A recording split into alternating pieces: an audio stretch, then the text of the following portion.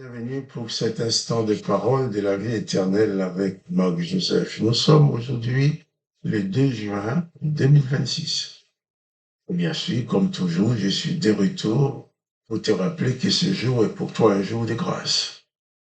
Du fait de détenir la présence de Jésus-Christ dans ta vie, je le répète, chaque jour est un jour de grâce, chaque instant est un instant de grâce, même s'il y a des circonstances difficiles dans ce monde.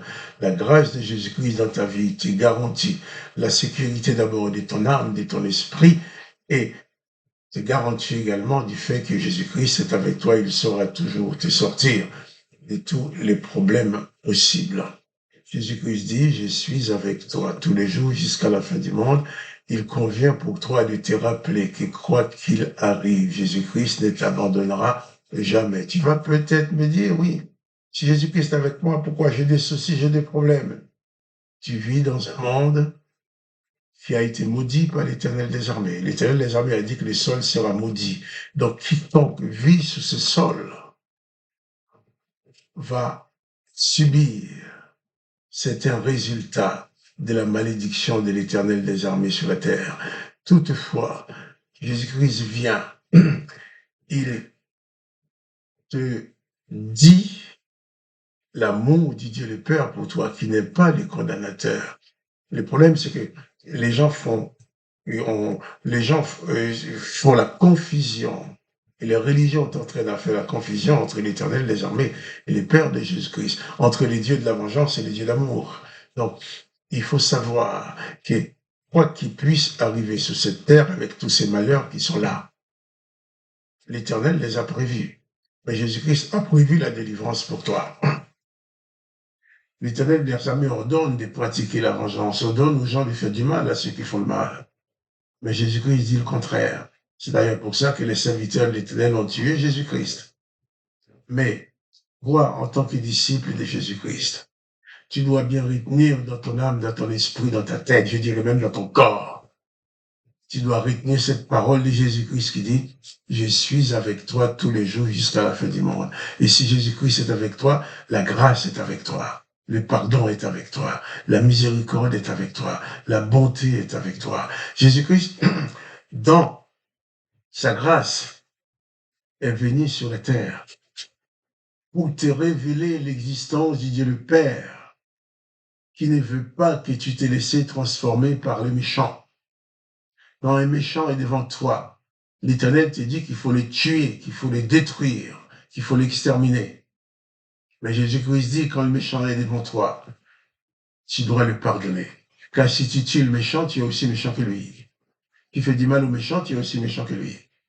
Mais Jésus-Christ veut que ta vie produise des actes qui sont conformes à ses enseignements, conformes à Dieu le Père, comme Jésus dit, Dieu le Père qui est bon envers les ingrats et les méchants, qui est bon envers les justes et les injustes.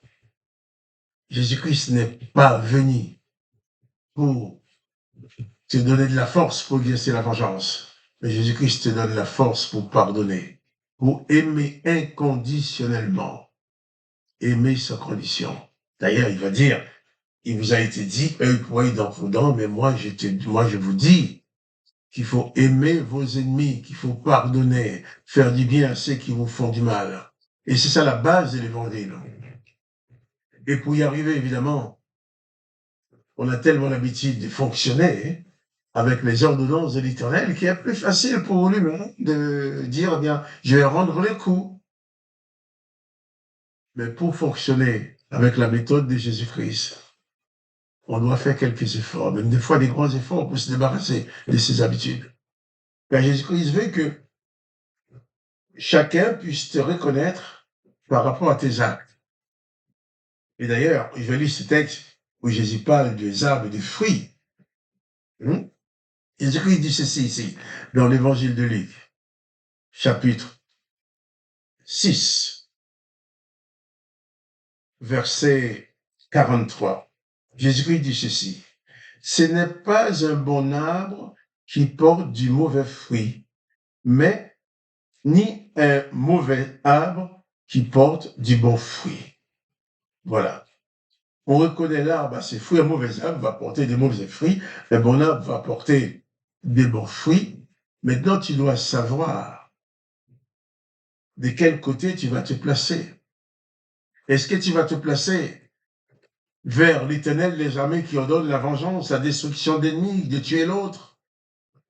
Ou est-ce que tu vas te placer du côté de Jésus, qui t'ordonne d'aimer l'autre sans condition, qui te demande d'être amour comme lui, il est amour? Car si tu parviens à exercer dans ce monde l'amour de Jésus-Christ, quand tu manifestes de l'amour, tu manifestes Dieu. Dieu est amour. Mais quand tu manifestes la haine et la vengeance, la haine de l'ennemi, tu manifestes l'Éternel des armées, qui lui ordonne de tuer l'autre, de tuer l'ennemi. Il ne s'agit pas pour toi de regarder les autres et de porter des jugements. Celui-ci, il est comme ça, celui-là, il est comme ci. Ou tu vas regarder quelqu'un, tu vas, dans ta tête, tu vas dire, oui, quelqu'un qui agit comme ça, il va mourir en enfer. Mais Jésus-Christ n'a jamais demandé d'être le prédicateur de l'enfer, d'être celui qui envoie les gens en enfer. Jésus-Christ dit plutôt, c'est à qui tu pardonnes les péchés, et leurs péchés leur seront pardonnés. Tu vois quelqu'un qui fait sa méchanceté, au lieu de devenir méchant comme lui, pour produire les mêmes fruits que lui, les mêmes fruits de vengeance, des colères, d'insultes ou des malédictions, tu dois produire des fruits qui correspondent à ta nouvelle nature que tu as épousée en Jésus-Christ. Jésus-Christ dit qu'il faut naître de nouveau, qu'il faut changer. Et si tu as changé pour devenir comme Jésus-Christ, face aux méchants, tu vas manifester de la bonté. Ah, c'est pas le même fruit. Face à celui qui t'insulte, qui te maudit, tu vas prononcer la bénédiction. Face à ceux qui veulent te faire du mal, tu vas prononcer le pardon, la grâce. Parce que tu demeures dans la grâce de Jésus-Christ.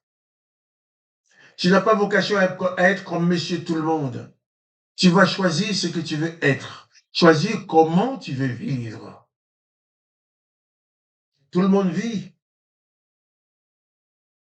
avec leur pensée de vengeance, avec leur pensée de détruire l'autre pour prendre même ce qu'il a. Mais Jésus-Christ t'invite à vivre comme lui. Ta vie doit produire des actes qui correspondent aux enseignements de Jésus-Christ. Alors, tu seras un disciple de Jésus. Nous avons lu récemment ces textes où Jésus dit, les disciples n'est pas plus que le maître, mais les disciples accomplis sera comme son maître.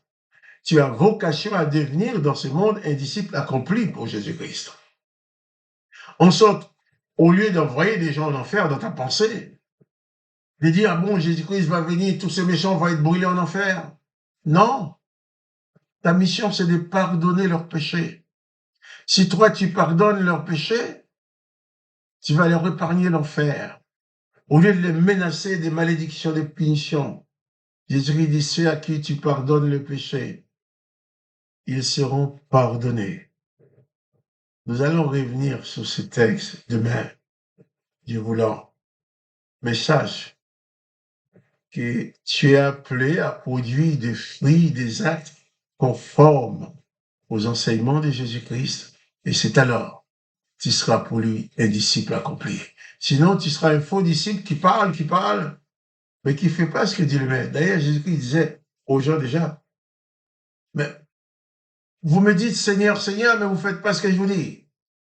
Si Jésus-Christ est ton Seigneur, même si ça paraît difficile pour toi, pour commencer, applique-toi à accomplir sa volonté et tu vas quand même pouvoir te transformer et parvenir à la ressemblance de Jésus-Christ. Nous reviendrons sur ce même verset demain, Dieu voulant. Mais pour l'instant, applique-toi à ressembler à la personne de Jésus-Christ en produisant des fruits et des actes conformes à ses enseignements. Et je te dis, pas de panique, Jésus-Christ est avec toi. Tu es capable d'y arriver. Ça paraît dur, mais si tu te confies en Jésus-Christ, son Saint-Esprit va t'aider à te transformer pour parvenir à la ressemblance du Seigneur Jésus-Christ.